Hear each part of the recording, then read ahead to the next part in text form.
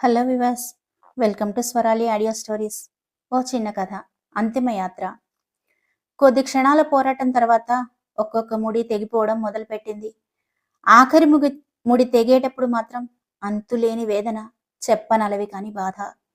ఎప్పటిలాగే ఎప్పుడు కష్టం వచ్చినా తలుచుకుంటున్నట్లుగానే శివయ్య అని అనుకున్నాను. అంతే. ఆ తర్వాత ఏం జరిగిందో నాకు తెలియదు. కొద్దిసేపు అంతా అయోమయం, ఒక నిర్లిప్తత, ఒక నిశ్శబ్దం. నా చెవులకు ఏదీ చేరడం లేదు. నా తనువుని ఏదీ బాధించడమూ లేదు. ఈ శరీరంతో నా బంధం పూర్తిగా తెగిపోయింది. కానీ ఇంకా కపాలమోక్షం కాలేదు కదా. అందుకే అక్కడక్కడే తిరుగుతూ ఉన్నాను. కానీ చిత్రం, నాకు ఏ బాధ లేదు. నా వాళ్ళు, నా వాళ్ళు అని నేను అనుకున్న వాళ్ళు, నా శరీరంతో బంధం ఉన్నవాళ్ళు మాత్రం గుండెలు పగిలేలా ఏడుస్తున్నారు. వాళ్ళేదో శాశ్వతం అయిపోయినట్టు. వాళ్ళ పిచ్చితనానికి పైగా నాకు నవ్వొచ్చింది కూడా. ఎంత ప్రేమ ఉన్నా ఈ శరీరాన్ని ఇంట్లో అయితే ఉంచుకోలేరు కదా.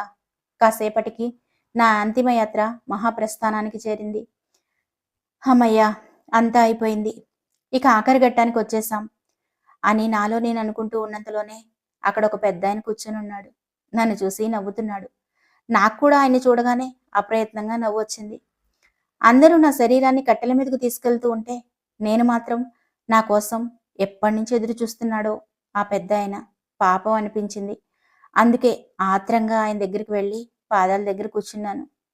ఏంటి శివ, ఏడుపు రావడం లేదా అని అడిగాడు. నా పేరు ఆయన నోటి నుంచి. చాలు, అంతకంటే ఏం కావాలి? నిజానికి కళ్ళల్లోంచి కన్నీళ్లు రావాలి, కానీ కళ్ళే లేవు కదా. కానీ ఆశ్చర్యం, ఇప్పుడంతా స్పష్టంగా కనిపిస్తోంది. ఇదేదో బతికున్నప్పుడే కనిపిస్తే అసలు ఈ ఆరాటాలు పోరాటాలు ఉండేవి కాదు కదా. మనసులో అనుకున్నానేమో. విరక్తిగా ఒక నవ్వు నవ్వాను. నా ఆలోచనలు పసిగట్టాడేమో. ఆయన నా తల మీద ప్రేమగా చేయి వేసి నిమిరాడు. చాలు కదా, ఈ జన్మకి ఇంకేం కావాలి అనిపించి అంత వెలుగుని చూడనేనట్లుగా నన్ను నేను నా లోపలికి కుంచుకుపోవడం మొదలుపెట్టాను. ఏంటి శివ, అడిగిన దానికి సమాధానం చెప్పకుండా అలా కుంచుకుపోతావే అని మరోసారి ప్రశ్నించాడా పెద్దాయన. ఎందుకు ఏడవాలి స్వామి, బతికినన్నాళ్ళు అదే పని చేశాను కదా. ఇప్పుడు కూడా పరీక్షిస్తున్నావా అని ఆర్తిగా అడిగాను. అంతలో కపాలమోక్షం జరిగినట్లుంది. పెద్ద శబ్దం చేస్తూ పగిలిపోయిన నా తలలోంచి అప్పటిదాకా దాచుకున్న ఎన్నో ఆలోచనలను ఒక్కసారిగా సృష్టి తనలో కలిపేసుకుంది. మరోసారి అక్కడ ఉన్న వాళ్ళందరూ గొల్లుమన్నారు. వాళ్ళని చూసి మరోసారి నవ్వుకున్నాను. ఎందుకలా పదే పదే నవ్వుతున్నావు? వాళ్ళు బాధపడుతుంటే నీకు బాధ అనిపించడం లేదా అని అడిగాడా పెద్దాయన. అన్నీ తెలిసే అడుగుతున్నావు కదా పెద్దాయన. ఇది నా సమయం, అది ముగిసింది, అంతే. వాళ్ళకి ఓ సమయం ఉంటుంది, అది మాకెవ్వరికీ తెలియదు, నువ్వు చెప్పవు అన్నాను నిష్ఠూరంగా. ఇది మరీ బాగుంది, అటు తిరిగి ఇటు తిరిగి నా మీద నీకు పెట్టావా నీ బాణం అని నవ్వుతూ అడిగాడు. చాలే స్వామి, ఇంకా నీ పరీక్షలు. అక్కడ కపాలమోక్షం జరిగింది, ఇక్కడ నీ సాక్షాత్కారము అయింది. ఇక ఈ ఆత్మకి శాంతిని ప్రసాదించు. ఇంకా నాకు ఏ కోరికలు మిగిలిలేవు అని ఆశగా అడిగాను. అవునా, నీకు ఇంకా ఏ కోరికలు మిగిలిలేవా? మరి ఇందాక నీ పేరు పెట్టి పిలిచినందుకే అంతగా పొంగిపోయావు.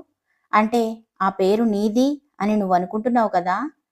అయినా పాశాలు రుణపాశాలు లేవు అని నువ్వు అనుకుంటే సరిపోతుందా? క్రాస్ ఎగ్జామిన్ చేస్తున్నట్లుగా అన్నాడా పెద్ద ఆయన. బిక్కమొహం వేసుకొని నిలబడ్డాను. ఏమని సమాధానం చెప్పాలో కూడా నాకు అర్థం కాలేదు. ఇంకా ఎందుకు స్వామి పరీక్ష? నా పాపపుణ్యాల లెక్కలు ఇంకా తేలలేదా అని అమాయకంగా ప్రశ్నించాను. కర్మఫలం ఇంకా మిగిలే ఉంది, అది తీరకుండా మోక్షం ఎలా సిద్ధిస్తుంది అనుకుంటున్నావు అని అడిగాడు. అంటే ఇప్పుడు మీరు నన్ను ఏం చేద్దాం అనుకుంటున్నారు అని అర్థం కానట్లుగా ప్రశ్నించాను. నీకు మరో జన్మ ప్రసాదిద్దాం అనుకుంటున్నాను, ఏమంటావు అని పరిశీలనగా నా మొహంలోకి చూస్తూ అడిగాడా పెద్దాయన. వద్దు స్వామి, వద్దొద్దు, దయచేసి అంత పెద్ద శిక్ష విధించకండి. ఇక్కడే మీ కళ్ళ ముందే ఎన్ని శిక్షలైనా వేయండి, ఆనందంగా భరిస్తాను. మరో జన్మ మాత్రం వద్దు స్వామి అంటూ కాళ్ళు వేళ్లు పట్టుకొని బతిమిలాడాను. కానీ కనికరించడే. అదేంటి శివా, నీకేదైనా చాలా శుభ్రంగా ఉండాలంటావు కదా. ఈ శ్మశానంలో, ఈ శవాల మధ్య, ఈ కంపులో, ఈ బూడిద మధ్య ఎలా ఉండగలవు చెప్పు. అందుకే నీకు మరో జన్మ ప్రసాదిస్తాను.